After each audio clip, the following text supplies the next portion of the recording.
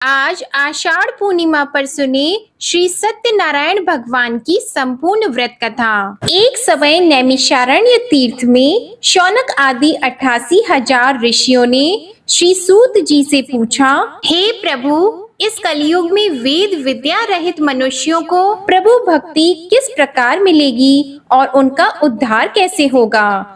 इसलिए हे मुनि श्रेष्ठ, कोई ऐसा तप कहिए जिससे थोड़े समय में पुण्य प्राप्त हो जाए तथा मनोवांछित फल मिले। वह कथा सुनने की हमारी बहुत इच्छा है। सर्वशास्त्र ज्ञाता श्री सूत जी बोले, हे वैष्णवों में पूज्य, आप सबने प्राणियों के हित की बात पूछी है। अब मैं उस श्रेष्ठ व्रत को आप लोगों से कहूंगा जिस व्रत को नारद जी ने लक्ष्मी नारायण जी से पूछा था और लक्ष्मीपति ने मुनि श्रेष्ठ नारद जी से कहा था। सो ध्यान से सुनिए। एक समय योगी राज नारद जी दूसरों के हित की इच्छा से अनेक लोकों में घूमते हुए मृत्यु लोक में आ पहुँचे। यहाँ अनेक योनियों में जन्मे हुए प्राय सभी मनुष्यों को अपने कर्मों द्वारा अनेकों दुखों से पीड़ित देखकर सोचा, किस यत्न के करने से निश्चय ही प्राणियों के दुखों का नाश हो सकेगा। ऐसा मन में सोचकर विष्णु लोक को चले गए। वहां श्वेत वर्ण और 4 भुजाओं वाले देवों के ईश नारायण को देखकर, जिनके हाथों में शंख चक्र गदा और पद्मा थे, वे वरमाला पहने हुए थे, उनकी स्तुति करने लगे। हे भगवान, आप अत्यंत शक्ति से संपन्न हैं। मन तथा वाणी भी आपको नहीं पा सकती। आपका आदि मध्य अंत नहीं है। निर्गुण स्वरूप सृष्टि के आदि भूति व भक्तों के दुखों को नष्ट करने वाले हो। आपको मेरा नमस्कार है। नारद जी से इस प्रकार की स्तुति सुनकर विष्णु भगवान बोले, हे मुनि श्रेष्ठ, आपके मन में क्या है? आपका किस काम के लिए आगमन हुआ है? निःसंकोच होकर कहिए। तब नारद मुनि बोले, मृत्यु लोक में सब मनुष्य जो अनेक योनियों में पैदा हुए हैं, अपने अपने कर्मों के द्वारा अनेक प्रकार के दुखों से दुखी हो रहे हैं। हे नाथ, मुझ पर दया रखते हो तो बताइए कि उन मनुष्यों के सब दुख थोड़े से ही प्रयत्न से कैसे दूर हो सकते हैं। हे नारद, मनुष्यों की भलाई के लिए तुमने बहुत अच्छी बात पूछी है। जिस काम के करने से मनुष्य मोह से छूट जाता है, वह मैं कहता हूँ, सुनो। बहुत पुण्य देने वाला स्वर्ग तथा मृत्यु लोक दोनों में दुर्लभ एक उत्तम व्रत है। आज मैं प्रेम वश होकर तुमसे कहता हूँ। सत्यनारायण का यह व्रत अच्छी तरह विधि पूर्वक करने से मनुष्य आयु पर्यंत यहाँ सुख भोग कर मरने पर मोक्ष को प्राप्त होता है। श्री भगवान के वचन सुनकर नारद मुनि बोले कि उस व्रत का फल क्या है? क्या उस व्रत का विधान है और किसने यह व्रत किया है और किस दिन यह व्रत करना चाहिए? विस्तार से कहिए। भगवान श्री विष्णु बोले, दुख शोक आदि को दूर करने वाला, धन धान्य को बढ़ाने वाला, सौभाग्य तथा संतान को देने वाला यह व्रत सब स्थानों पर विजयी करने वाला है। भक्ति और श्रद्धा के साथ किसी भी दिन मनुष्य श्री सत्यनारायण की शाम के समय ब्राह्मणों और बंधुओं के साथ धर्म परायण होकर पूजा करे। भक्ति भाव से नैवेद्य, केले का फल, घी, दूध और गेहूं का चूर्ण सवाया ले। गेहूं के अभाव में साठी का चूर्ण, शक्कर और गुड़ ले और सब भक्षण योग्य पदार्थ जमा करा के भगवान के अर्पण कर दें तथा बंधुओं सहित ब्राह्मणों को भोजन कराएं। इसके पश्चात स्वयं भी भोजन करें। नृत्य गीत आदि का आचरण करके भगवान सत्यनारायण का स्मरण करते हुए समय व्यतीत करे। इस तरह व्रत करने पर मनुष्यों की सभी इच्छा निश्चय ही पूरी होती है। विशेषकर कली काल में भूमि पर यही मोक्ष का सरल उपाय है। इसके प्रसंग में सूत जी बोले, हे ऋषियों, जिसने पहले समय में इस व्रत को किया है उसका इतिहास कहता हूँ। ध्यान से सुनो। सुंदर काशीपुरी नगरी में एक अत्यंत निर्धन ब्राह्मण रहता था। वह भूख और प्यास से बेचैन हुआ नित्य पृथ्वी पर घूमता था। ब्राह्मणों से प्रेम करने वाले भगवान ने ब्राह्मण को दुखी देखकर बूढ़े ब्राह्मण का रूप धर के उसके पास जाकर आदर के साथ पूछा, हे विप्र, नित्य दुखी हुआ पृथ्वी पर क्यों घूमते हो? हे श्रेष्ठ ब्राह्मण, यह सब मुझसे कहो, मैं सुनना चाहता हूँ। ब्राह्मण बोला, मैं निर्धन ब्राह्मण हूँ, भिक्षा के लिए पृथ्वी पर फिरता हूँ। हे भगवान, यदि आप इसका उपाय जानते हो तो कृपा करके कहो। वृद्ध ब्राह्मण बोला कि सत्यनारायण भगवान मन वांछित फल देने वाले हैं, इसलिए हे ब्राह्मण, तू उनका पूजन कर, जिसके करने से मनुष्य सब दुखों से मुक्त होता है। ब्राह्मण को व्रत का सारा विधान बताकर बूढ़े ब्राह्मण का रूप धारण करने वाले सत्यनारायण भगवान अंतर्ध्यान हो गए। जिस व्रत को वृद्ध ब्राह्मण ने बताया है, मैं उसको करूंगा, यह निश्चय करने पर उसे रात में नींद भी नहीं आई। वह सवेरे उठकर सत्यनारायण के व्रत का निश्चय करके भिक्षा के लिए चला गया। उस दिन उसको भिक्षा में बहुत धन मिला, जिससे बंधु बांधवों के साथ उसने सत्यनारायण जी का व्रत किया। इसके करने से वह ब्राह्मण सब दुखों से छूटकर अनेक प्रकार की संपत्तियों से युक्त हो गया। उस समय से वह ब्राह्मण हर मास व्रत करने लगा। इस तरह सत्यनारायण भगवान के व्रत को जो करेगा वह सब पापों से छूटकर मोक्ष को प्राप्त होगा। आगे जो पृथ्वी पर सत्यनारायण का व्रत करेगा वह मनुष्य सब दुखों से छूट जाएगा। सूत जी ऋषियों से बोले कि इस तरह नारद जी ने नारायण का कहा हुआ यह व्रत मैंने तुमसे कहा। हे विप्रो, मैं अब और क्या कहूँ? तब ऋषि बोले, हे मुनीश्वर, संसार में इस ब्राह्मण से सुनकर किस किसने इस व्रत को किया, हम वह सब भी सुनना चाहते हैं। इसके लिए हमारे मन में बहुत श्रद्धा है। सूत जी बोले, हे मुनियों, जिसने इस व्रत को किया है वह सब सुनो। एक समय एक ब्राह्मण धन और ऐश्वर्य के अनुसार बंधु बांधवों के साथ व्रत करने को तैयार हुआ। उसी समय एक लकड़ी बेचने वाला बूढ़ा आदमी आया और बाहर लकड़ियों को रखकर ब्राह्मण के मकान में गया। प्यास से दुखी लकड़हारा उनको व्रत करते देखकर ब्राह्मण को नमस्कार करके कहने लगा कि आप यह क्या कर रहे हैं और इसके करने से क्या फल मिलता है, कृपा करके मुझसे कहिए। ब्राह्मण ने कहा, सब मनोकामनाओं को पूरा करने वाला यह सत्यनारायण भगवान का व्रत है। इसकी ही कृपा से मेरे यहाँ धन धान्य आदि की वृद्धि हुई है। ब्राह्मण से इस व्रत के बारे में जानकर लकड़हारा बहुत प्रसन्न हुआ। चरण अमृत लेकर और प्रसाद खाने के बाद अपने घर को गया। लकड़हारे ने अपने मन में इस प्रकार का संकल्प किया कि आज गांव में लकड़ी बेचने से जो धन मिलेगा उसी से सत्यनारायण देव का उत्तम व्रत करूंगा। यह मन में विचार करके वह बूढ़ा आदमी लकड़ियां अपने सिर पर रखकर जिस नगर में धनवान लोग रहते थे वह ऐसे सुंदर नगर में गया। उस दिन वहां पर उसे उन लकड़ियों का दाम पहले दिनों से चौगुना मिला। तब वह बूढ़ा लकड़हारा दाम लेकर और अति प्रसन्न होकर पक्के केले की फली, शक्कर, घी, दूध, दही और गेहूं का चूर्ण इत्यादि सत्यनारायण भगवान के व्रत की कुल सामग्रियों को लेकर अपने घर गया। फिर उसने अपने भाइयों को बुलाकर विधि के साथ भगवान जी का पूजन और व्रत किया। उस व्रत के प्रभाव से वह बूढ़ा लकड़हारा धन पुत्र आदि से युक्त हुआ और संसार के समस्त सुख भोग कर वैकुंठ को चला गया। श्री सूत जी बोलते हैं कि हे श्रेष्ठ मुनियों, अब आगे की कथा कहता हूँ, सुनो। पहले समय में उल्कामुख नाम का एक बुद्धिमान राजा था। वह सत्यवक्ता और जितेंद्रिय था।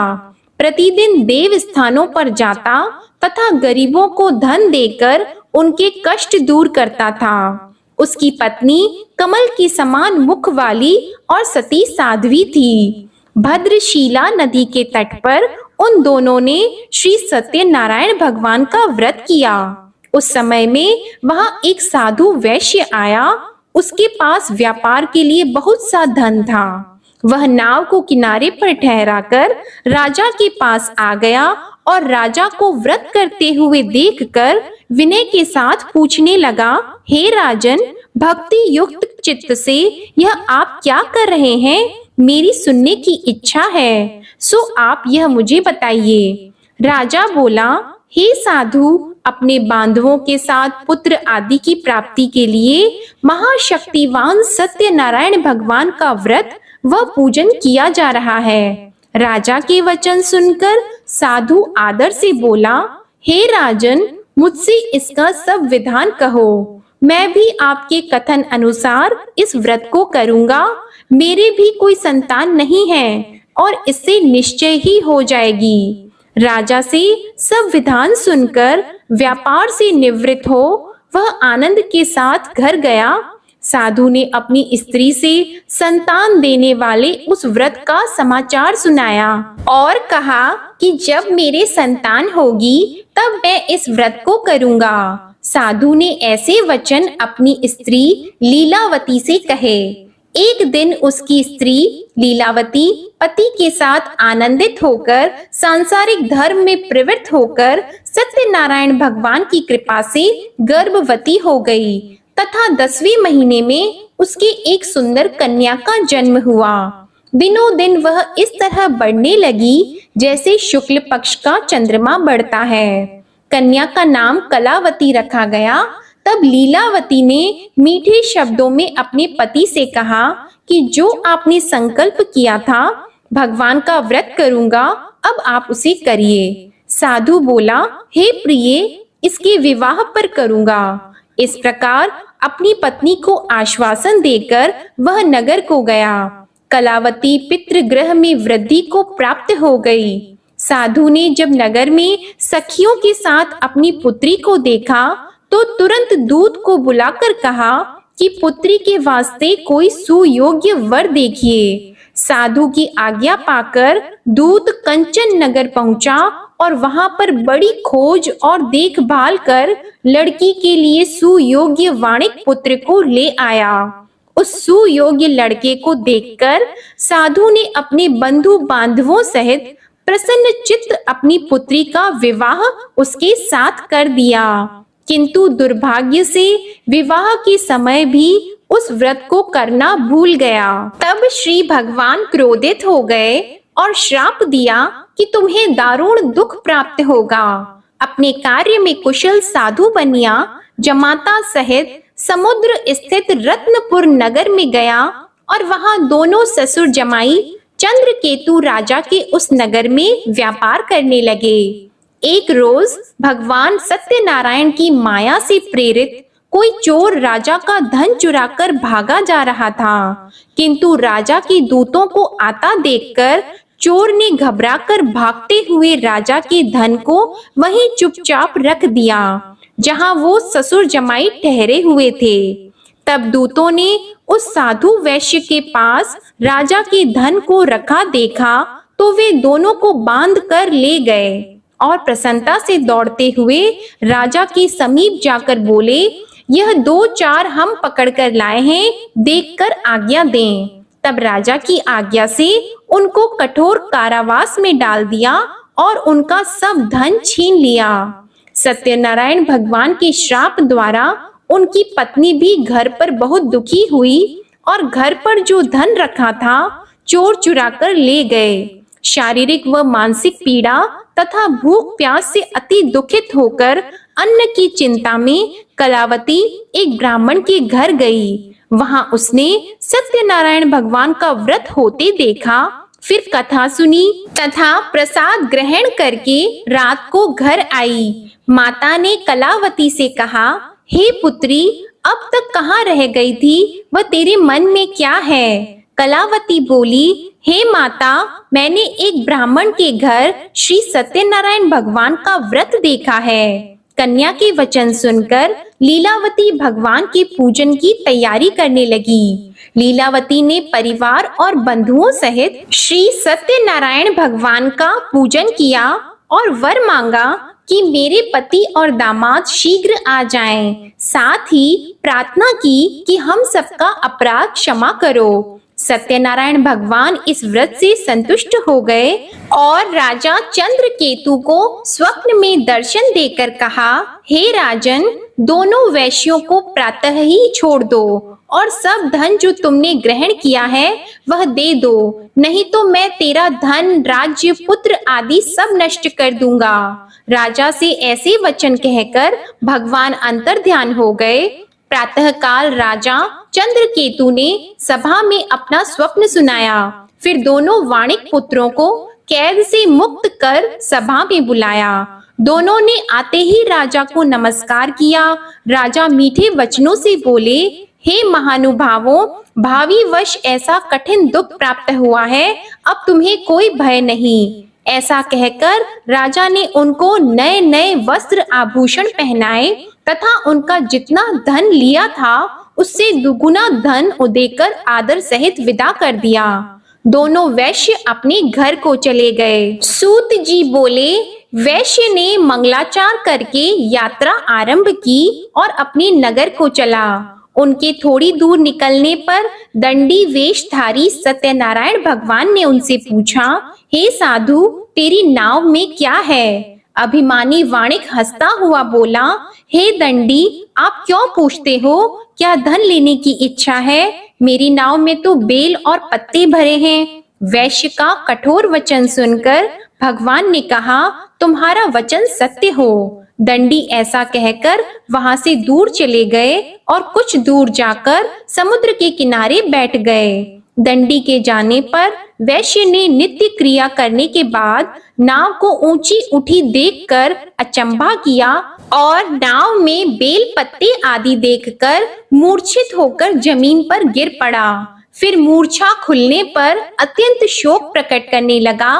तब उसका दामाद बोला कि आप शोक न करें, यह दंडी का श्राप है, अतः उनकी शरण में चलना चाहिए, तभी हमारी मनोकामना पूरी होगी। दामाद के वचन सुनकर वह दंडी के पास पहुंचा और अत्यंत भक्ति भाव से नमस्कार करके बोला, मैंने जो आपसे असत्य वचन कहे थे उनको क्षमा करो। ऐसा कहकर महान शोकातुर होकर रोने लगा। तब दंडी भगवान बोले, हे वाणिक पुत्र, मेरी आज्ञा से बार बार तुम्हें दुख प्राप्त हुआ है, तू मेरी पूजा से विमुख हुआ। साधु बोला, हे भगवान, आपकी माया से मोहित ब्रह्मा आदि भी आपके रूप को नहीं जानते, तब मैं अज्ञानी कैसे जान सकता हूँ? आप प्रसन्न होइए, मैं सामर्थ्य के अनुसार आपकी पूजा करूंगा। मेरी रक्षा करो और पहले के समान नौका में धन भर दो। उसके भक्ति युक्त वचन सुनकर भगवान प्रसन्न होकर उसकी इच्छा अनुसार वर देकर अंतर ध्यान हो गए।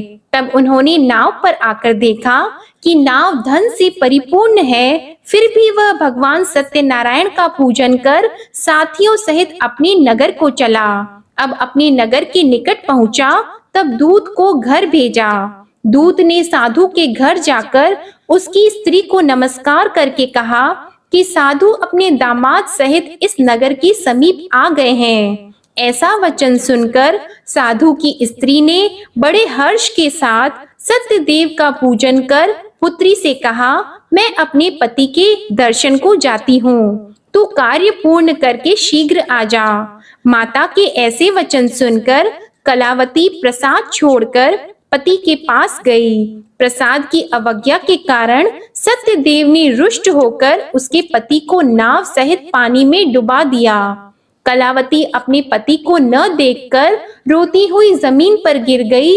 इस तरह नौका को डूबा हुआ तथा कन्या को रोता देखकर साधु दुखी होकर बोला, हे प्रभु, मुझसे या मेरे परिवार से जो भूल हुई है उसे क्षमा करो। उसके दीन वचन सुनकर सत्यदेव प्रसन्न हो गए और आकाशवाणी हुई कि हे साधु, तेरी कन्या मेरे प्रसाद को छोड़कर आई है, इसलिए इसका पति अदृश्य हुआ है। यदि वह घर जाकर प्रसाद खाकर लौटे तो इसे पति अवश्य मिलेगा।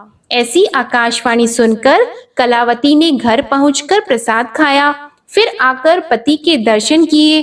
तत्पश्चात साधु ने बंधु बांधवों सहित सत्यदेव का विधि पूर्वक पूजन किया। उस दिन से वह पूर्णिमा को सत्यनारायण का पूजन करने लगा। फिर इस लोक का सुख भोग कर अंत में स्वर्ग लोक को गया। सूत जी बोले, हे ऋषियों, मैं और भी कथा कहता हूँ, सुनो। प्रजापालन में लीन तुंगध्वज नाम का राजा था। उसने भी भगवान का प्रसाद त्याग कर बहुत दुख पाया। एक समय वन में जाकर वन्य पशुओं को मारकर बड़ के पेड़ के नीचे आया। वहां उसने ग्वालों को भक्ति भाव से बांधवों सहित सत्यनारायण जी का पूजन करते देखा। राजा देखकर भी अभिमानवश वहां नहीं गया और न ही पूजन किया या नमस्कार किया। जब ग्वालों ने भगवान का प्रसाद उसके सामने रखा तो वह प्रसाद को त्याग कर अपनी सुंदर नगरी को चला गया। वहां उसने अपना सब कुछ नष्ट पाया तो वह जान गया कि यह सब भगवान ने किया है। तब वह विश्वास करके ग्वालों के समीप गया और विधि पूर्वक पूजन करके प्रसाद खाया तो सत्यदेव भगवान की कृपा से पहले जैसा था वैसा ही हो गया। फिर दीर्घ काल तक सुख भोग कर मरने पर स्वर्ग लोक को गया।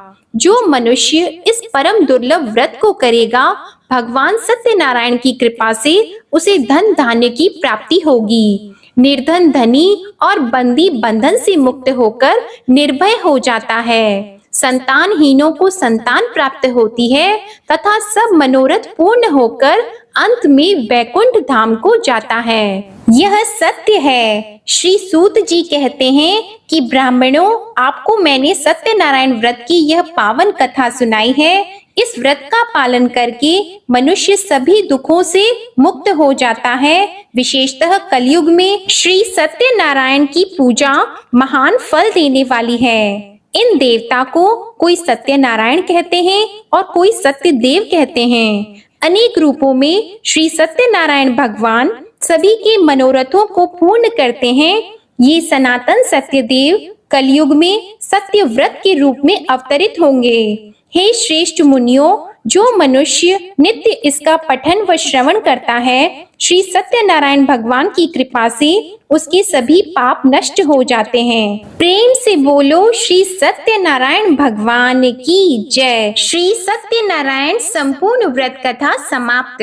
आपको यह वीडियो पसंद आए तो वीडियो को लाइक करके चैनल को जरूर सब्सक्राइब करिएगा। धन्यवाद।